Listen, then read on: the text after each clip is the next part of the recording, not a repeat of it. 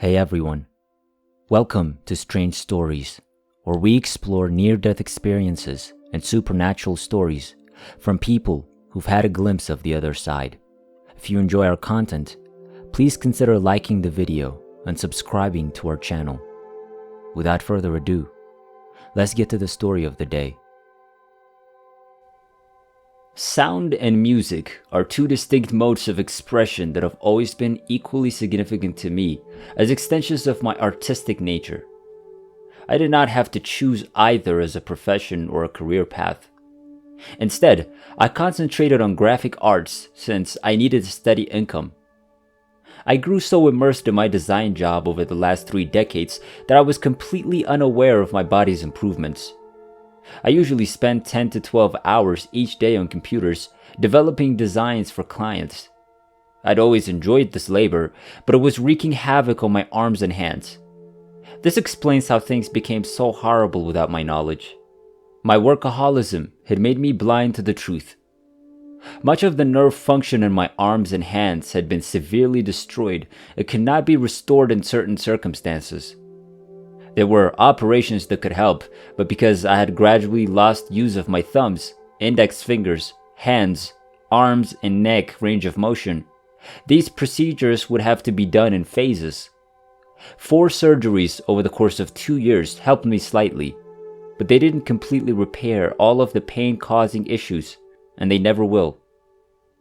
I ultimately regained some function, but I live with a daily reminder of the harm done.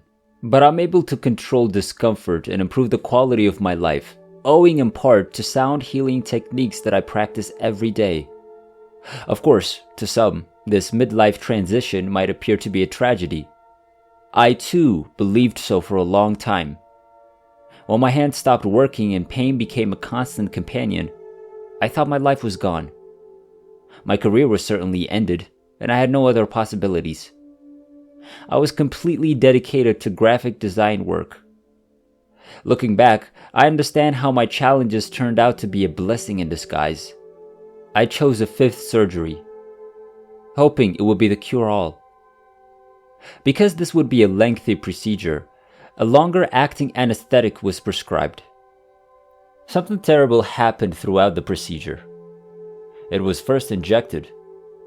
It is believed that the injection was administered into my main artery rather than being used as a nerve block into the nerve.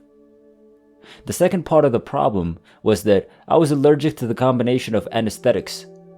I remember feeling uneasy because the anesthesiologist was talking to someone else when she provided the injection. I anticipated to go shortly, so I closed my eyes and waited. Then I recall how my body reacted. I could feel a searing feeling throughout my body, and my legs and limbs began to flail. I found myself yelling aloud, "Something is wrong!" I felt a tremendous amount of pressure in my chest and head. As I screamed, I couldn't seem to gain anyone's attention.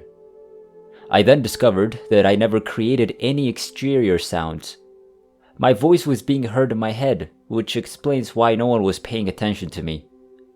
Soon, all sensation vanished, but I became aware that I was floating about the room, staring down on my body. I got the opportunity to examine each person who was working on me closely. The operation room was filled with panic by this point, but I was calm. I had a genuine connection with everyone there, especially the anesthesiologist. She was afraid and tried hard to return me to my body. I didn't want to return to my body. I hung over my surgeon's left shoulder until something drew me totally away from the operating room. As I heard a shrill, loud sound, I felt an incredible squeezing sensation in my head in extreme agony. It just lasted a few seconds before I felt completely at ease. It felt like I was being sucked out of the operating room through a small pinprick of light. As my eyes acclimated to the area, I noticed tiny pin dots of light all about me. I realized I was sitting in a nice chair, going closer to the pin dots, which were growing in size. One of them eventually developed into a massive beacon of blinding white light, shining at me as I got closer and closer.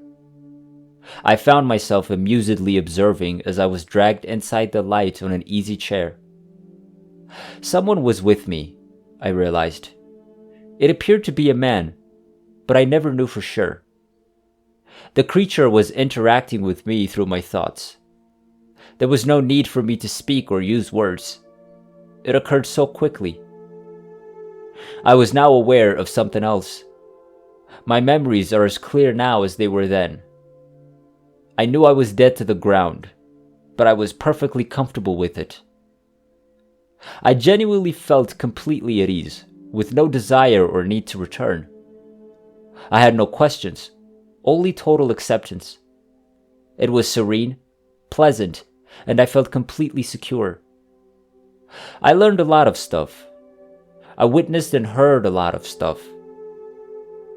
With each gaze in any direction, I felt as though there was a tremendous store of information that filled me.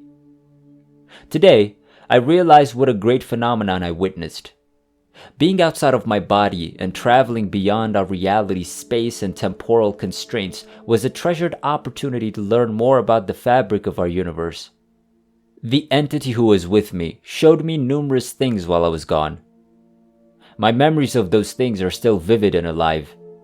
They range from love to creation, arithmetic to humanity, and music to music.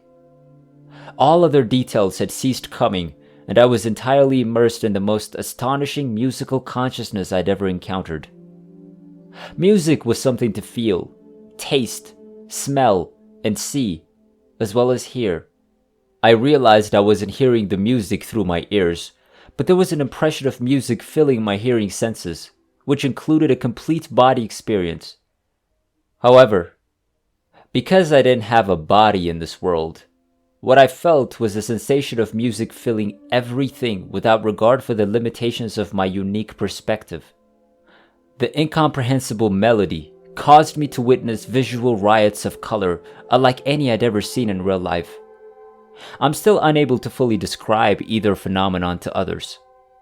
I felt the presence of knowledge and understanding concerning the music and colors, but I never felt directly taught anything.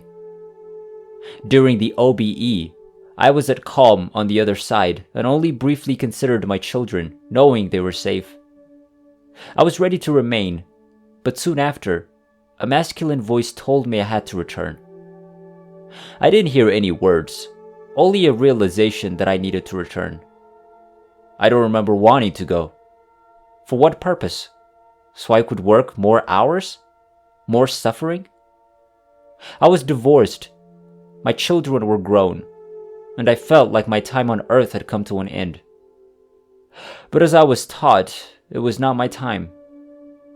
After a time, I felt the severe squeezing sensation again.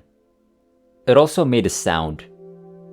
It was higher pitched than the exit sounds, and it seemed to impose much more pressure on all sides of my head, as if I were in a vice with loudspeakers spewing sound into my thoughts while crushing my skull.